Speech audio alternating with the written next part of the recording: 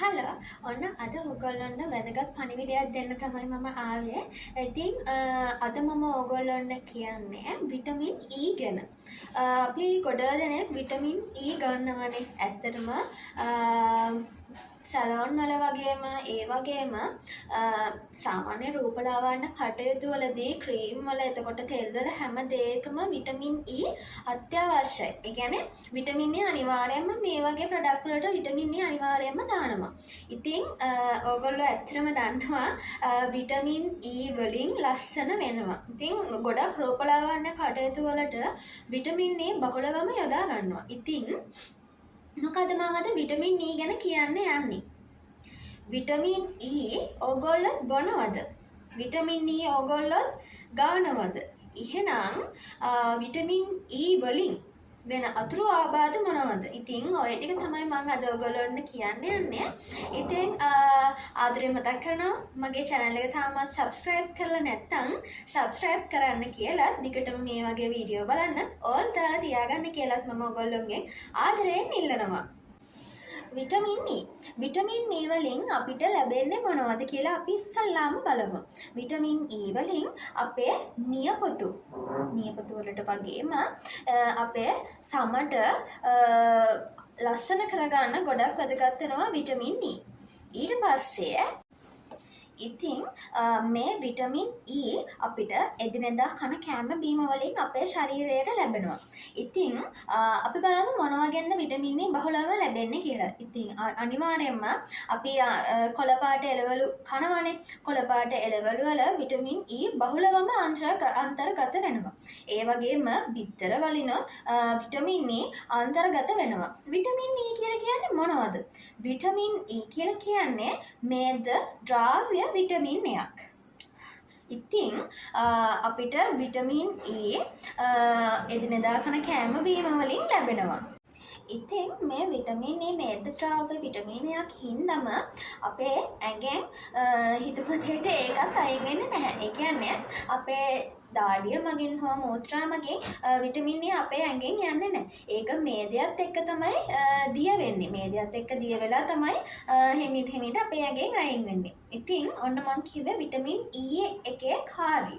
ඉතින් vitamin E දැන් මේ නිසා දැන් ඔයගොල්ලන්ට තේරෙනවනේ විටමින් E අපි ගත්තට මේ දැන් වෙන විටමින් නම් අපේ ඇඟෙන් අයින් වෙන විදිහ තියෙනවා.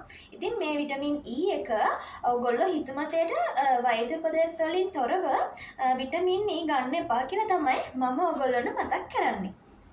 ඉතින් අපි දැන් කතා කරමු විටමින් E අපේ ශරීරයට වැඩි වුණොත් මොකද්ද වෙන්නේ? විටමින් E අපේ ශරීරයට වැඩි වුණොත් අපිට විවිධ රෝගාබාධ වලට ගොදුරු වෙන්න වෙනවා. ඒ කියන්නේ අපේ ප්‍රතිශක්තිකරණය බාල වෙනවා මේ විටමින් E අපේ ශරීරය වැඩි වුණොත්.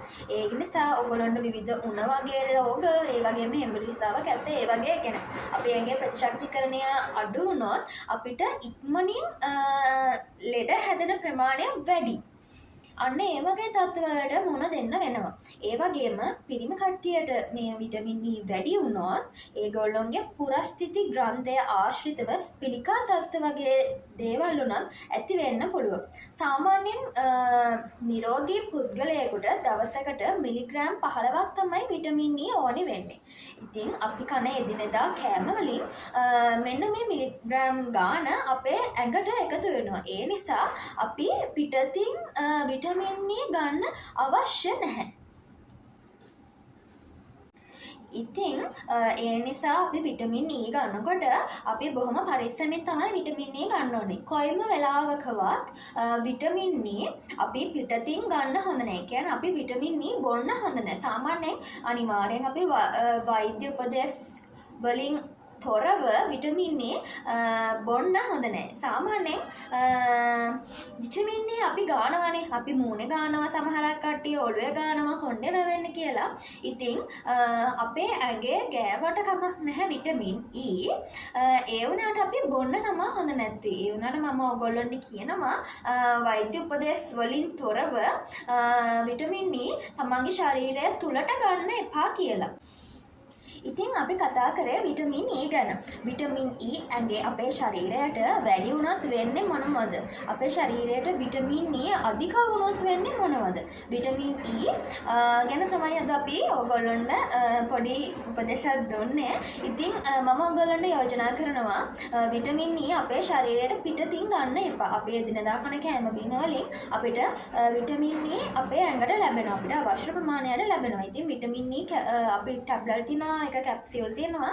ඒවා ඔයාලා වෛද්‍ය උපදෙස් වලින් තොරව තමන්ගේ ශරීරයට ගන්න එපා. ඒ වගේම විටමින් E පිටතින් ගන්න ඕනි කට්ටියක් ඉන්නවා. ඉතින් මම ඔයගොල්ලන්ට මතක් කරනවා විටමින් E වෛද්‍ය නිර්දේශයකින් තොරව ගන්න එපා කියලා.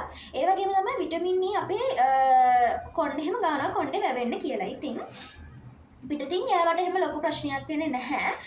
ඒ වුණාට ඕනවට වඩා කිසිම දෙයක් ඕනේ නැහැ කියලා කියනවනේ. ඒක නිසා ඕගොල්ලෝ විටමින් E පාවිච්චි කරනකොට සාමාන්‍ය ලිමිට් එකක් තියාගෙන පාවිච්චි කරන්න. ඉතින් ඔන්න ඔය දේ තමයි මම අද ඔයගොල්ලන්ට ගෙනාවේ. ඉතින් දිගටම මම වගේ වීඩියෝ බලන්න මාත් එක්ක රැඳී සිටින්න කියලා ඔයගොල්ලන්ගෙන් ආදරෙන් ඉල්ලන ගමන් අද ඉච්චරයි. බයි.